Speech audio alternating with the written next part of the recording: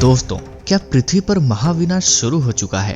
क्योंकि जैसे ही 2023 की शुरुआत हुई वैसे ही भारत पर आपदाएं आनी शुरू हो गईं। उत्तराखंड का जोशीमठ धरती में समाने को है।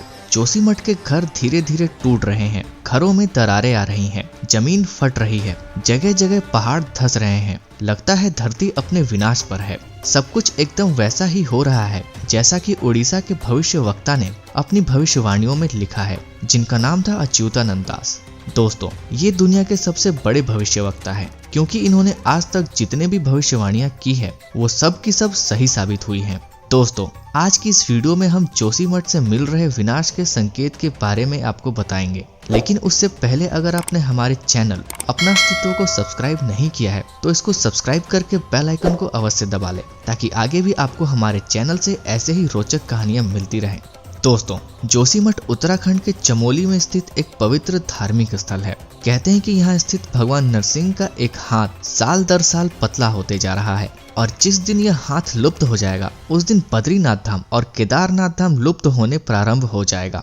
आजकल जोशीमठ में घट रही घटनाओं को देखकर ऐसा लगता है जैसे कलयुग की अंत की शुरुआत हो गई है, क्योंकि जोशीमठ लगातार धंसता जा रहा है, जिस वजह से यहाँ कई घरों में दरारें पड़ चुकी हैं, जो कभी भी एक बड़ी आपदा का रूप ले सकती है।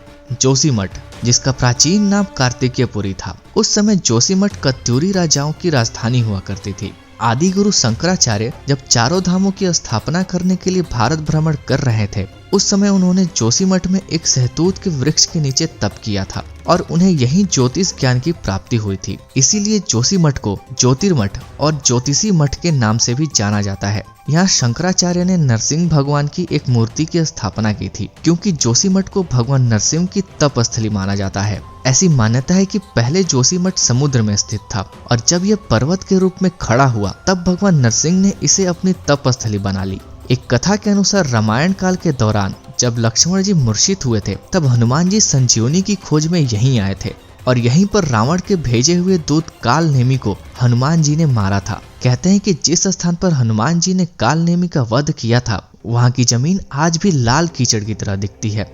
महाभारत काल में भी हनुमान जी ने पांडवों को यहीं पर दर्शन दिए थे। एक मान्यता के अनुसार अज्ञातवास काल के दौरान और स्वर्ग यात्रा के समय पांडव जोशीमठ से होकर गए थे, क्योंकि आज भी यहाँ के लोग उस घटना की याद में फसल कटाई के बाद पांडव नृत्य करते हैं।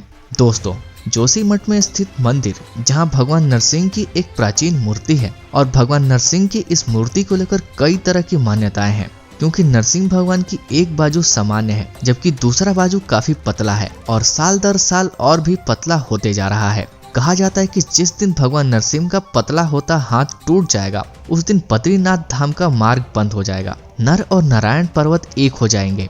भगवान बद्रीनाथ के भक्त भगवान के दर्शन बद्रीनाथ धाम में नहीं कर पाएंगे, जिसके बाद बद्रीनाथ के दर्शन भक्तों को भविष्य बद्री के रूप में होगा।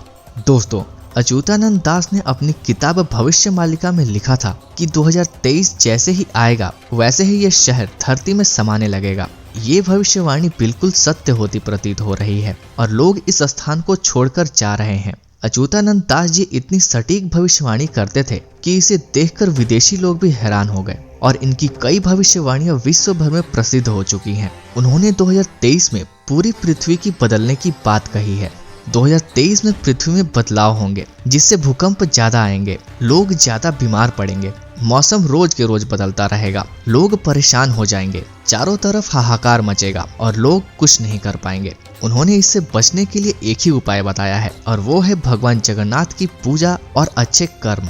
तो दोस्तों, आज की इस वीडियो के बारे में आपकी क्या राय है, हमें कमेंट करके अवश्य बताइए। तो मिलते हैं ऐसे ही किसी नए और रोचक वीडियो में। तब तक के लिए जय हिंद, जय भारत।